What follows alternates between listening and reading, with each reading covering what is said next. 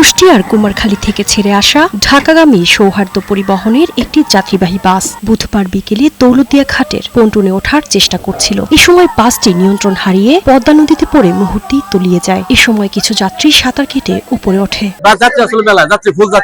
আমার ছেলে, আমার ওয়াইফ আর আমার শাশুড়ি আছে, আমার বউ আর আমার বাচ্চা ছিল। আমি বাইরে বেরিয়েছিলাম ভাই একটু দেখার জন্য যে ফেরি আসতেছে নাকি। খবর পেয়ে দ্রুত উদ্ধার কাজে নামে ফায়ার সার্ভিস ও নৌ পুলিশের ডুবুরি দল। ঘাটে অবস্থানরত উদ্ধারকারী জাহাজ হামজা দ্রুত ঘটনাস্থলে পৌঁছে উদ্ধার কাজ শুরু করে। তবে বৈরী আবহাওয়ায় উদ্ধার অভিযানে বেগ পেতে হয়। 5-7 জনের মতো উদ্ধার হয়েছে, যারা প্রথমে উপরে যারা ছিল তারা উদ্ধার হয়েছে। দুর্ঘটনার পর ঘটনাস্থলে উপস্থিত ছিলেন স্থানীয় এমপি, জেলা প্রশাসক। 3 জন যাত্রী শুধুমাত্র তারা বাইরে ছিল, আর বাকি যাত্রীরা গাড়িতেই ছিল এবং গাড়িটির অনেক বেশি স্পিড ছিল এবং যে কারণে এই গাড়িটি ফেরিতে ওঠার সময় নিয়ন্ত্রণ হারিয়ে সেটি নদীতে পড়ে গেছে।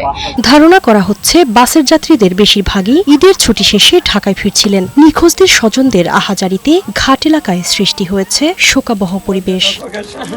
শারমিন রিমি, বৈশাখী সংবাদ। আপনি কি ছিলেন, বাসে ছিলেন না?